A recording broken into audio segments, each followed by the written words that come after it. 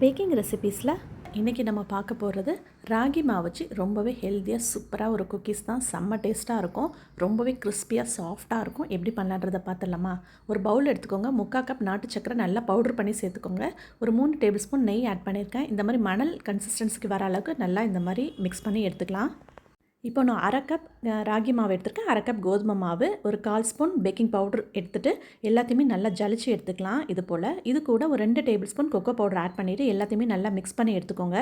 இது கூட ஒரு 2 டேபிள் ஸ்பூன் பால் ஆட் பண்ணியிருக்கேன். பால் கொஞ்சம் கொஞ்சமாக சேர்த்துக்கோங்க, ரொம்ப சேர்த்துட்டா ரொம்ப குழக்குழன்னு ஆகிடும். மாவு வந்து கொஞ்சம் கெட்டியான கன்சிஸ்டன்சியில் இருக்கணும். ஸோ இந்த மாதிரி இருக்கணும். அதனால் பால் சேர்க்கும் போது கொஞ்சம் கொஞ்சமாக சேர்த்துக்கோங்க. நல்லா மாவு நல்லா உருட்டி எடுத்ததுக்கப்புறம் இந்த மாதிரி சின்ன சின்ன உருண்டைகளாக உருட்டிட்டு இந்த மாதிரி ஃப்ளாட்டாக வந்து தட்டி எடுத்துக்கோங்க. குக்கீஸ்க்கு ரொம்ப திக்காகவும் இல்லாமல் தின்னாகவும் இல்லாமல், ஸோ இந்த அளவுக்கு வந்து நம்ம வந்து எல்லாத்தையுமே ரெடி பண்ணி நம்ம ஓவனில் வச்சிடலாம். ஃபஸ்ட்டு பேக்கிங் ட்ரேயில் இந்த மாதிரி அரேஞ்ச் பண்ணி எடுத்துக்கலாம். இதுக்கு மேலே வந்து நம்ம நட்ஸு, விருப்பமான நட்ஸ் வந்து சாப் பண்ணி சேர்த்துக்கலாம். நான் வந்து பிஸ்தா வந்து சாப் பண்ணி அதை சேர்த்துருக்கேன். இப்போ ஓவனில் பார்த்திங்கன்னா ப்ரீ ஹீட் பண்ணிவிட்டு 180 டிகிரி செல்சியஸ்க்கு ப்ரீ ஹீட் பண்ணிவிட்டு ஒரு 20 மினிட்ஸ் வச்சு எடுத்துட்டிங்கன்னா சூப்பராக ரெடி ஆயிரும்.